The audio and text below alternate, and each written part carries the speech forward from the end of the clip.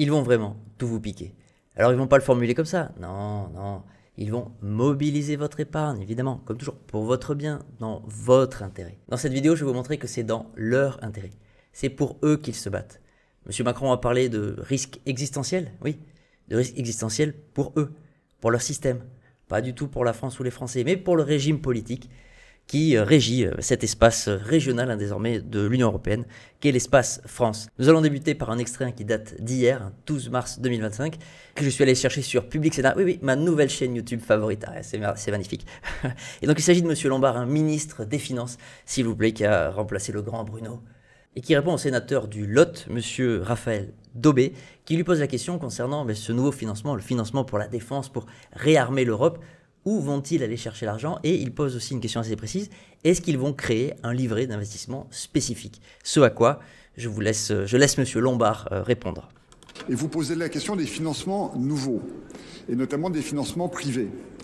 Nous allons mobiliser effectivement l'épargne privée. Je peux vous dire que le 20 mars, vous demandez quand, avec mon collègue ministre des Armées, nous allons réunir à Bercy les investisseurs et les entreprises de la base industrielle et technologique de défense afin de mobiliser l'épargne privée et afin que cette épargne finance notre effort de défense qui va s'accroître. Je préfère garder pour cette journée du 20 mars l'ensemble des annonces, mais puisque vous me... On aura donc le détail, le 20 mars, retenez bien cette date.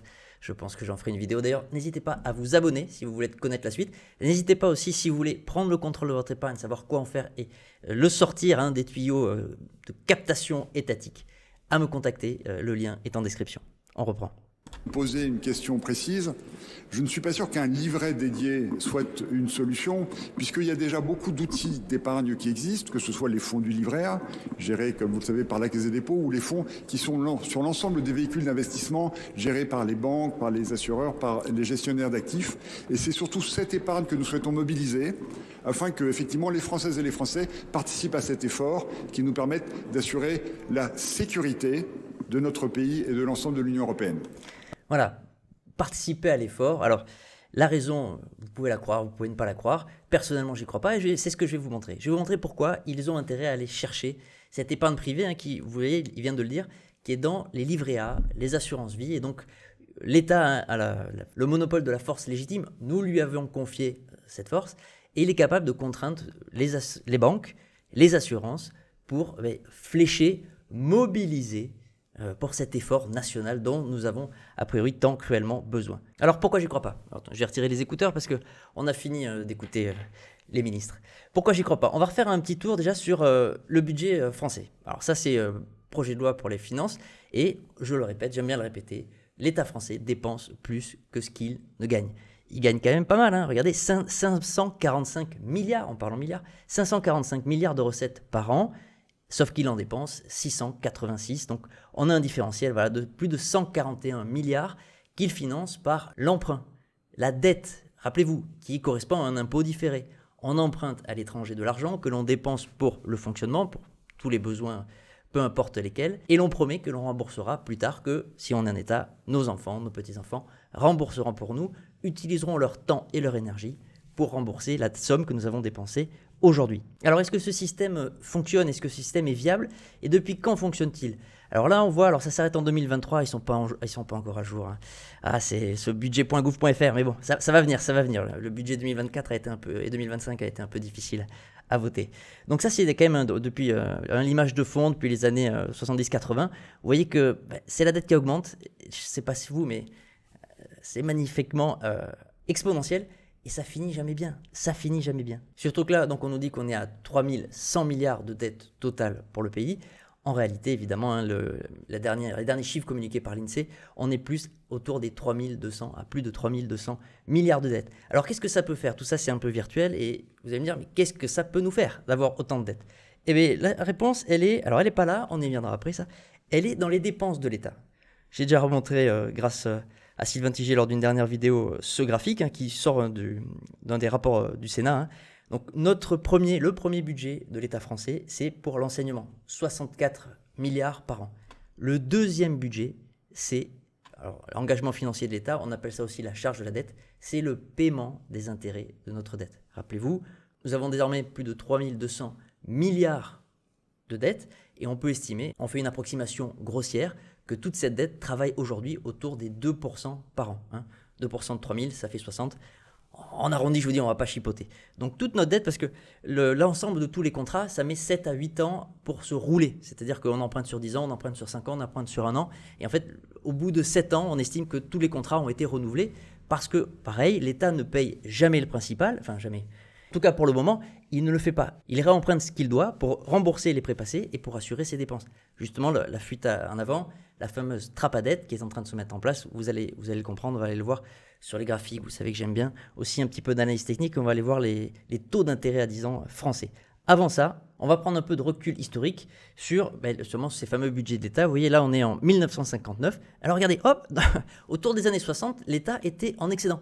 On a oublié que c'était possible, parce que en gros, depuis les années 70, nous ne faisons que des déficits. Nous, l'État dépense plus que ce qu'il ne gagne. Mais un État bien géré peut dépenser tout ce qu'il gagne, et ça ne serait pas illogique, il n'a pas forcément besoin de mettre de côté, admettons, mais il n'est pas obligé surtout de dépenser plus qu'il ne gagne. Et là, donc c'est en pourcentage. Vous voyez que, pareil, en analyse technique, tendance magnifiquement baissière. Alors il y a des rebonds, il y a des ressauts, oui, des fois on fait mieux, des fois on fait mieux, des fois on fait pire.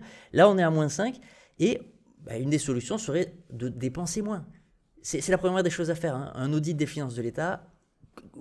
Quels sont nos postes de dépenses et comment couper ces postes, comment les diminuer. Ce que fait au passage Elon Musk aux États-Unis. C'est exactement ce qu'il faudrait faire pour l'État français. Alors est-ce qu'on va le faire? Là c'est le 4 mars 2025, pareil, communiqué au niveau des budgets de l'État votés et les prévisions. Alors on va regarder. Ça c'est pour 2023. Et alors qu'est-ce que je voulais vous faire monter? Oui, je voulais faire remarquer qu'à chaque fois, ils estiment, donc LFI c'est ce qui est voté, LFG, c'est ce qui en fait est mis en place. Des fois, il y a des contraintes, des fois, il y a des surprises, etc. Et EXE, c'est effectivement, c'est exécuté. C'est les réelles dépenses une fois qu'on a fait véritablement tous les comptes. Déjà, ce que je voulais vous dire, c'est qu'à chaque fois, ils prévoient, allez, cette année, en 2023, on va faire que moins 164 milliards. Alors, on est raisonnable. Et finalement, ça finit à moins 172. En 2024, ils disent, non, allez, cette fois, on va faire moins 146. Ok, on est sérieux, on est en 2024, on est des bonhommes. Ils ont fait 10 milliards de plus, moins 156. Et là, alors, en 2025, ils ont voté moins 138, sauf que c'est pareil, j'y crois pas, je pense qu'ils vont dépenser plus, surtout que lorsqu'on regarde un peu dans les détails, donc là, ça c'est les dépenses qu'ils estiment, et ça c'est les recettes estimées. Et en fait, ils ont tendance à surestimer les recettes. Par exemple, donc 2023, ils estimaient avoir en gros 264 milliards, ils en ont récolté que 354. En 2024, ils estimaient en récolter 378, ils n'en ont eu que 357. Et cette année, donc ils estiment en 2025 en obtenir 376. Je ne pense pas qu'ils obtiendront ça.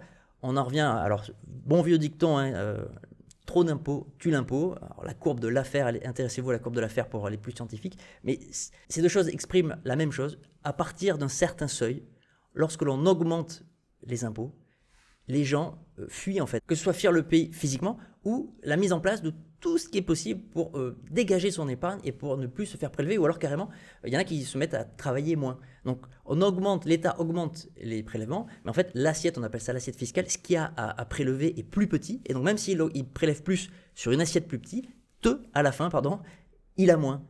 Il a moins, sauf que pareil, il continue de dépenser plus que ce qu'il gagne. Et donc ça alimente le cercle vicieux de la trappe à dette, et au bout du bout, l'État saute. Alors, où est-ce qu'il peut aller chercher cet argent? Eh bien, cet argent, on a une idée grâce... alors, je vous conseille la vidéo. Marc Toiti, plus de 219 000 abonnés. Et il fait des magnifiques tableaux. Et donc, là, c'est pas une capture d'écran, j'ai mis pause. Je ne vais pas faire passer d'extrait.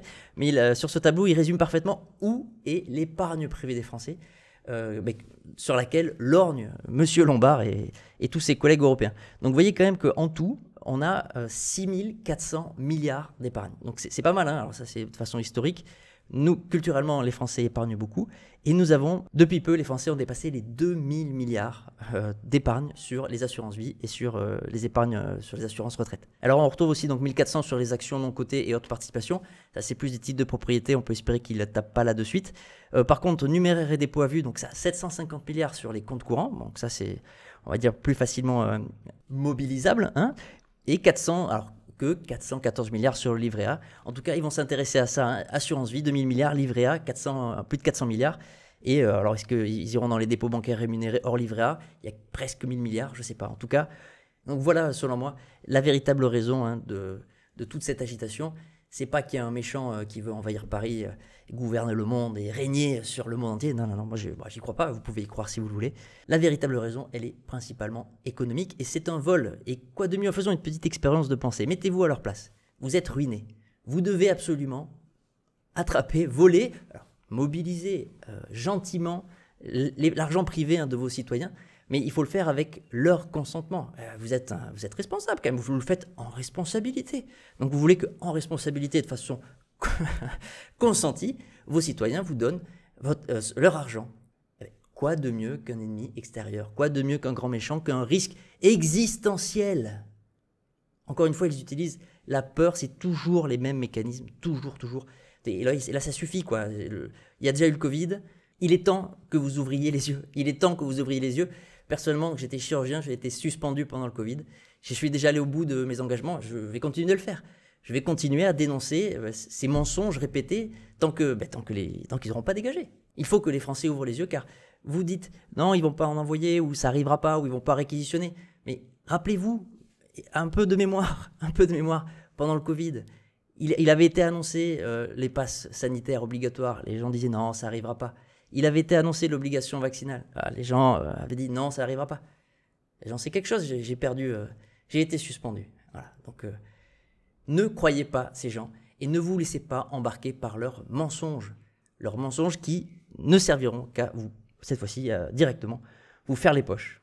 Surtout que, pour revenir un peu à l'économie, vous voyez que l'État, là, c'est les dépenses et les recettes, et pareil, le graphique qui débute dans les années 60, donc on a tout le recul. L'État français ne cesse de gagner plus. Donc les Français travaillent, créent de la richesse. Cette richesse est malheureusement très mal répartie et gaspillée par cette classe parasite qui se nourrit sur la bête et qui continue de dépenser plus malgré une augmentation de leurs revenus. Et j'ai envie de dire, si tout allait bien en France, si tout était parfaitement géré, mais pareil pour parler de ce que je connais, les hôpitaux français, malheureusement la situation n'a fait que se dégrader au fur et à mesure des années. Alors, il y a encore de la médecine de très grande qualité en France, dans certains services dans le public et aussi désormais beaucoup dans le privé. Le savoir se transfère et passe du public au privé et ceux qui ont les moyens ont encore accès à une médecine de très grande qualité. Mais jusqu'à quand? Je laisse cette question en suspens. Selon moi, jusqu'au réveil ou jusqu'au défaut étatique. Alors pourquoi je parle de défaut étatique? Et là, je vous ramène un peu sur les charts. Ici, vous êtes devant les intérêts obligataires à 10 ans, donc des obligations françaises, lorsque des particuliers ou des institutionnels ou l'étranger prêtent de l'argent sur 10 ans à l'État français. Aujourd'hui, vous voyez que, nous sommes en mensuel, on peut même, chaque bougie représente un mois. Pour ceux qui n'aiment pas l'analyse chartique, c'est pas grave, on peut même le mettre en ligne, c'est tout aussi joli. Et vous voyez qu'aujourd'hui, l'État français rémunère au-dessus de 3,5%. Rappelez-vous, 3200 milliards de dettes, 60 milliards de charges de la dette, on a estimé ça donc à 2%, l'ensemble de ces 3000 milliards, aujourd'hui l'État français les paie à 2%. Si nous poursuivons dans cette tendance haussière, vous voyez qui est repartie, et peut-être que ça va s'envoler, notre charge de la dette ne va faire qu'augmenter. Et donc du deuxième budget, du deuxième poste de dépenses de l'État français, peut-être qu'il va passer en premier, jusqu'au jour où l'État français ne pourra plus payer. Et donc, à moins d'un changement de politique drastique, et je parle de politique économique, de définir dès demain où est-ce qu'on dépense, pourquoi est-ce qu'on le dépense, et coupant tout ce qui est inutile, là, à l'heure où je tourne cette vidéo, on est en train de vous expliquer qu'on va dépenser encore plus pour se protéger d'une menace extérieure, existentielle. Eh bien, je le répète une dernière fois, on vous balade, on nous raconte des histoires. Et pour finir, et pour différencier, là c'est le CAC 40, pour faire une différence, parce que curieusement, en fait, la France a encore de magnifiques industries. C'est juste que comme le coût du siège France est trop cher, il est trop cher d'avoir ces entreprises et ces usines en France, la quasi-totalité de nos plus belles entreprises construisent, produisent à l'étranger, même si elles ont encore le siège, alors jusqu'à quand, j'en sais rien, mais elles ont encore un siège à Paris. Et je veux que vous compreniez ici que même si l'État français, s'il y a un problème sur l'État français, ça n'aura pas forcément d'impact sur le CAC 40, qui lui a 70 à 80% de ses revenus qui proviennent de l'étranger. Et le monde entier n'est pas en crise. Le monde entier, fort heureusement, a d'autres perspectives pour son avenir que la guerre, le sacrifice, le chaos et les efforts. Tout ça pourquoi? Pourquoi?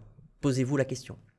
Concernant le CAC, donc pour l'instant, il est toujours dominé par les acheteurs. Le RSI, le rapport de force, est toujours en acheteur. Il y a eu pas mal de... Ça, c'est des faux signaux, vous voyez, c'est pas très clair. C'est plus net en trimestriel, lorsqu'on passe en 3 mois. Voilà, il y a beaucoup moins de pièges.